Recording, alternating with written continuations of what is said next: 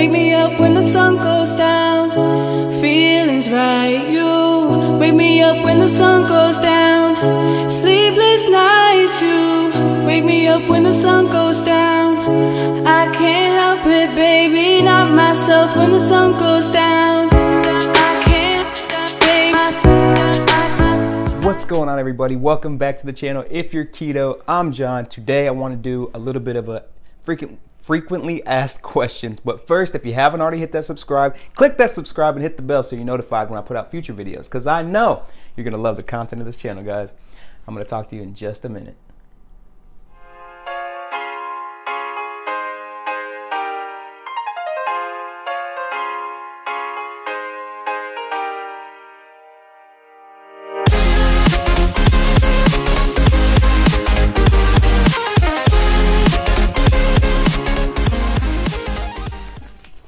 What's up, you guys? As you can see, we did get our first real snow of the year, and it's not even Thanksgiving yet. So we love the snow. It does sometimes get in the way of like doing things that adults have to do, like going to work. Lindsay had to work from home today because the roads were pretty bad. Luckily, I got to work before they got bad, and then I was at work while they were salting the roads and everything, so I got home pretty safe.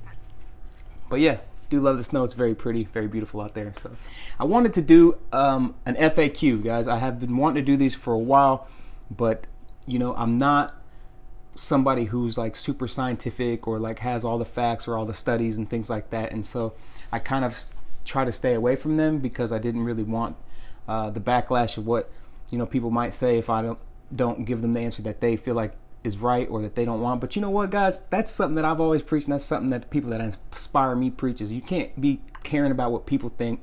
Do what makes you happy. And so I just wanted to tackle a few frequently asked questions about keto.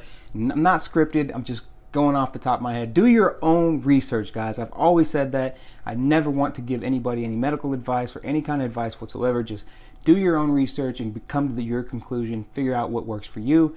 None of this is to be taken as advice. It's just my personal opinion on questions that I feel like come up a lot. So I'm gonna just start off, all right?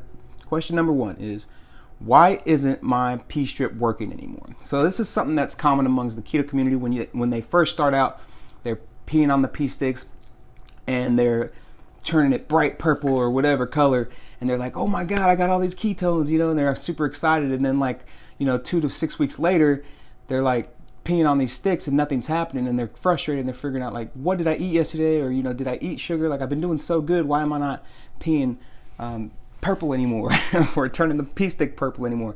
And it's actually a good sign, guys. So there's different kinds of ketones, and like I said, do your own research. I'm not a scientist. This is all just things that I've researched, things that I've heard, things that I've listened to. But there are different kinds of ketones that come out differently. So in the first stages of keto or ketosis, you're going to be excreting a lot of ketones through your urine. And that's why those urine tests turn a color in the beginning and then they taper off, because you actually end up, your body adapts, you start to utilize those ketones more efficiently and you don't excrete them anymore. And at that point, you're creating a different kind of ketone. It's a super scientific word. I don't remember what it is, so don't ask me. But it's a different kind, and that one is going to be coming in the blood. And so it's always good. Not a recommendation, but I do have a Keto Mojo. I did use it on a regular basis when I was first starting out on keto and like into just kind of progressively learning keto. I definitely do recommend doing that if it's something where, you know, you're really trying to stay strict.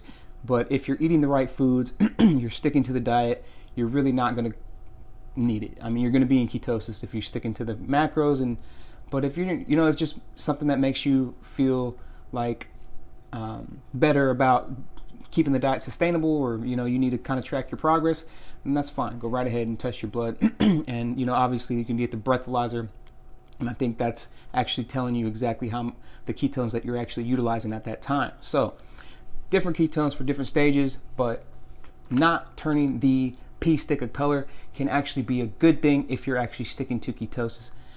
Or sticking to keto. It just means that you're not excreting them anymore. Your body's adapted. It's utilizing the ketones more efficiently. So question number 2. Sorry if that was too long, guys. How do I know if I'm in ketosis? All right. So there's going to be a lot of tell signs, I believe, that the first foremost, you can test your blood. That's going to tell you specifically, yes, you are in nutritional ketosis or not. I think it's over 0.4, 0.5. There's not really, the judge is kind of out on, the jury's kind of out on whether or not that's accurate, but I'm not a scientist. I'm not here to tell you one way or another. I know that, if you're putting up 0.3 or whatever on the Keto Mojo or on your device, then you're in ketosis. You're probably good. Like I said, especially if you are sticking to the macros that you're supposed to be sticking to. Other signs, you're going to be experiencing brain clarity, and this was something that blew my mind. Like, it's kind of like if you've ever not had glasses and then put glasses on, that's what it was like for me when I was discovering the benefits of keto. It was like, before I couldn't really see, everything was blurry. Then I put my glasses on, I was like, oh, now I can see. And that's kind of how it was with my brain clarity. So you're also going to experience just a real equal level of energy and bursts of energy. You're never really going to have a crash. It's just, you're going to have that full energy feeling, and you're not going to be like when you're on carbs, when you're just like that crash all the time, especially after you eat. So that's going to be also a sign that you're in ketosis. You can put out a smell on your breath, like acetone or like nail polish remover in the beginning before you're really adapting. So that can be a tell sign that you're also in ketosis. Your hunger will go down.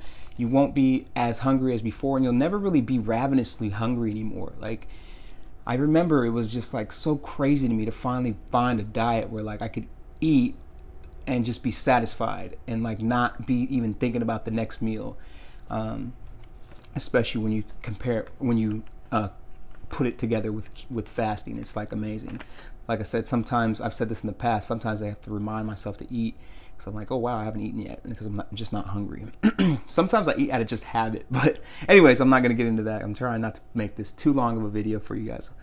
All right, so what is keto? And this is going to be different for anybody that you ask, really. I mean, keto is going to be so many different things to so many different people, and don't let the keto police out there, no keto police allowed here, guys.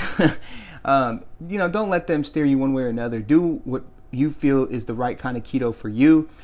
And I think, in my opinion, what is keto? Keto is a diet lifestyle, diet/lifestyle that enables you to maintain ketosis. So as long as you're staying in ketosis, that's keto to me, guys. If that means that some of you eat a certain kind of food that others feel like that's not keto, that's not your place to tell somebody what their keto looks like. Worry about your keto. Stop worrying about other people's keto. Like I said, if you're maintaining a state of ketosis, then you're doing keto, and that's fine. That's great. Like, this way of life is so amazing, and we get so stuck on trying to put labels on things and tell people what they're doing right and what they're doing wrong. It's like, look, everybody's different. And if this is going to be sustainable for somebody, then that might look differently for one person than another. Like, I do sometimes have cheat days, and me and Lindsay cheat sometimes, and we don't really try to plan it, but it happens. We're human, and that helps me sustain this way of life for the rest of my life, and so I'm okay with that. Do I have to fast? That's number 4. So everybody, when in the beginning, I had gotten a lot of questions about if you do keto, you absolutely have to fast, and that's just not true. I definitely recommend it. As you can tell by the name of the channel, if you're keto, I do love to fast with my keto. So obviously I am going to be a big supporter of fasting, and obviously you want to clear everything with your doctors first. I'm not no medical professional. If you've never fasted before, it's probably something you don't want to jump right into. I myself personally jumped all the way in. That's just kind of person I am. But if you have you might be better off starting slow with like a 12-hour fast, or just skipping breakfast, or pushing breakfast back and just kind of tapering until you build up to the level of fast that you want to. But yeah, you don't have to fast with keto, guys. It's not mandatory. They don't go you can definitely do keto without fasting. You can do fasting without keto, but together it's like amazing. It's like having a superpower. So question number 5, what is MCT oil?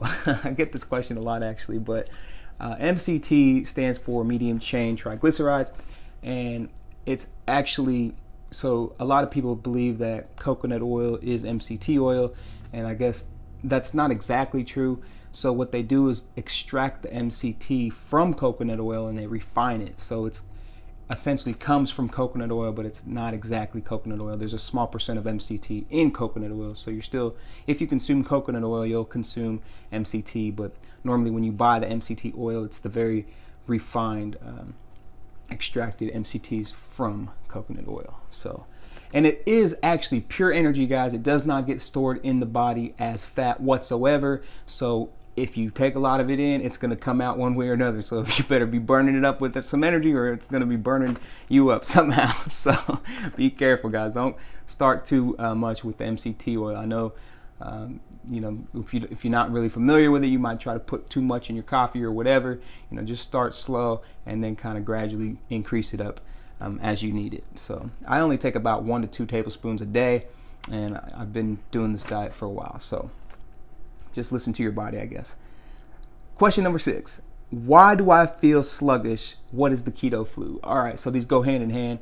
The keto flu is something that a lot of people get scared of, or they actually might not even do keto because of it, because they hear about it. But the reality of it is that a very small percentage of people actually experience the keto flu, and it's actually really easy to combat. So if you start to feel like really sluggish when you're doing keto, or when you first start keto especially, it's more times, like 9 times out of 10, like 9.5 times out of 10, it's electrolytes, guys. It's something, and it's an imbalance with your potassium, your magnesium, your sodium.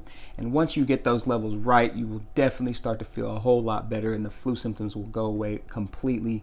It's not that an actual flu or like a virus or something that makes you sick. So don't think about that, guys. Like, if you want to try keto, don't let the keto flu myth keep you from experiencing it, because the truth is you're just trying to detox through all the crap that you've been putting in your body for so long. And a part of that is just excreting things, and then if you're not replenishing the things that you're excreting, like the minerals that you need, then you're obviously going to be feeling pretty crappy. So put some more salt and potassium, magnesium into your diet, and you will start to feel a lot better. So, all right, so 7, I think this is the last one I got. Just wanted to take some of the most frequently asked questions, and I came up with 7 off the top of my head. So, what is being fat adapted? All right, so a lot of people believe that, I'm saying that a lot, huh? Like, a lot of people, like, who are these people? Sorry, I guess it's just something I say. But there's a difference between being in ketosis and being fat adapted. So it doesn't take very long to be in ketosis. Like, a lot of people can actually, depending on their level of fitness, can go into ketosis within a matter of hours. Like going to sleep, they might wake up in ketosis. So it doesn't take a whole long time to get into ketosis. For some people it might, but everybody's different. But generally speaking, it doesn't take very long. You just have to keep your carbs very low, restricted, and maybe do some high intensity workouts with some fasting. Maybe we'll do a video on the quickest ways to get into ketosis sometime, and I can go deeper into that. But being fat adapted is completely different. This takes a lot longer. It takes about 2 to 6 weeks, generally speaking, to get fat adapted. And what you're going to find is when you become fat adapted, your body's no longer utilizing glucose as its fuel source. It's switching over to fat, and you're able to burn fat as your fuel source. And so you have a constant source of energy, and you're not needing those carbohydrates to give you those spikes of energy. And so now you've got like this just level of energy where it's just constant. And that's what I definitely experienced, especially in my workouts. I'm able to go harder, able to do more in the gym, and I don't need to like take a pre-workout or eat something before. I just get fuel from my body. So that is being fat adapted. You're actually you're actually utilizing your body fat for fuel, or you're using the fats that you consume for fuel. That's the difference, guys. Anyways, I hope you did enjoy this FAQ, and I definitely want to do more of these in the future. So comment down below. Let me know if you guys have any kinds of questions. I would definitely like to answer those questions. So just get back with me, guys. Don't forget to head over to our Facebook group and join If You're Keto Community. And also, guys, it happened. I'm on the gram, so hit me up on Instagram. I think it's i.f.yourketo. So go ahead and definitely follow me on Instagram. I'm very new to the Instagram, so I'm still trying to learn it. But all right, guys, that's it. We'll talk to you guys later. Life's too short. Have a fantastic night.